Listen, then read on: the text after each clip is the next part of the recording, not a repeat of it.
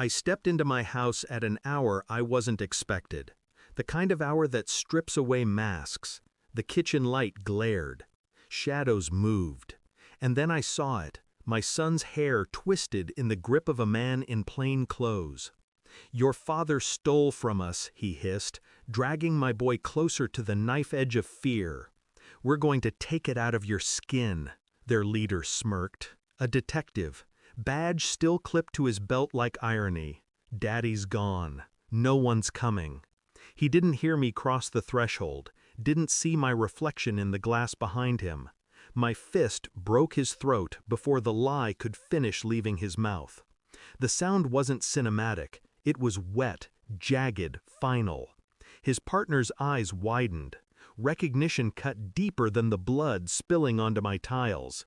It's him, El Borrador, the eraser, the name they used to whisper, the ghost they promised never to summon. But here I was, back in my kitchen, and the erasing had begun. Blood dripped between the tiles, but I heard only my son's shallow breaths, his small chest heaving, fear I had sworn he would never feel. I told myself I was done years ago. Cartel days buried, my hands washed in the butcher's sink. But betrayal has a way of digging you up when you least want to rise. These weren't just dirty cops, they knew me. They knew what I had been, which meant someone had whispered my truth into their ears. Someone close. The rage didn't show on my face. Rage never helped. Rage was for amateurs. But it burned underneath, steady, cold. I cleaned my son's face, told him to wait in the room. He obeyed without question. Children understand survival more than adults ever will.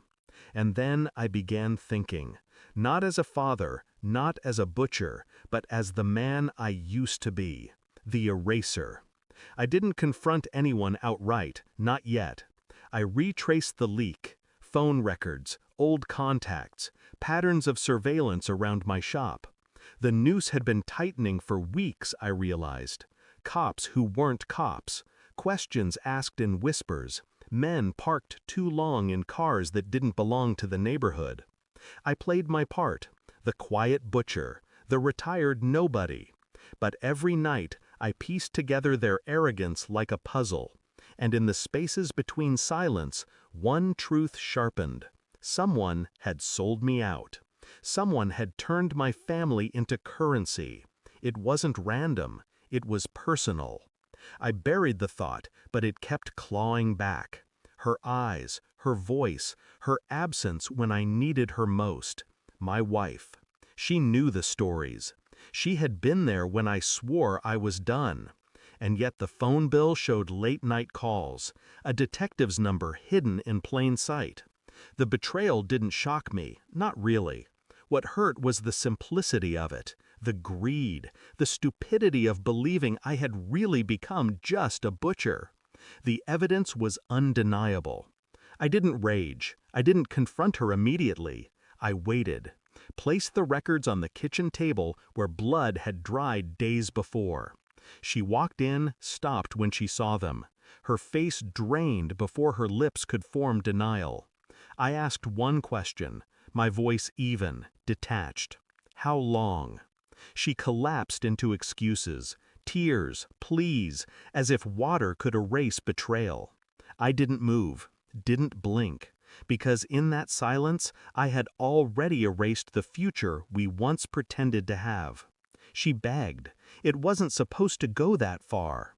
Always the same refrain. I slid the phone records across the table, my fingerprints absent, my patience intact. "I know what you told them," I said. "I know who you called. I know you traded me for money you'll never touch." Her sobs grew louder. She reached for me. I stepped back. "You thought I was gone," I whispered. "You thought El Borrador was dead, but you called him back yourself." The words cut sharper than blades. Her collapse wasn't physical, it was psychological. She realized the truth too late. She hadn't betrayed a butcher. She had betrayed the man the world once feared. I didn't scream, I didn't strike, I simply turned and left her with the silence. Because silence is the heaviest weapon. It lingers long after blood dries. My son slept, curled against the stuffed animal he hadn't outgrown. I watched him breathe, steady, untouched now. I felt no pity for her, no grief for what was gone, only clarity. The eraser was back. Not because I wanted him, but because she had summoned him. And once he returns, he doesn't leave. I was never the butcher. I was the silence that ends all noise. And she was the one who taught me never to forget it. Thanks for watching.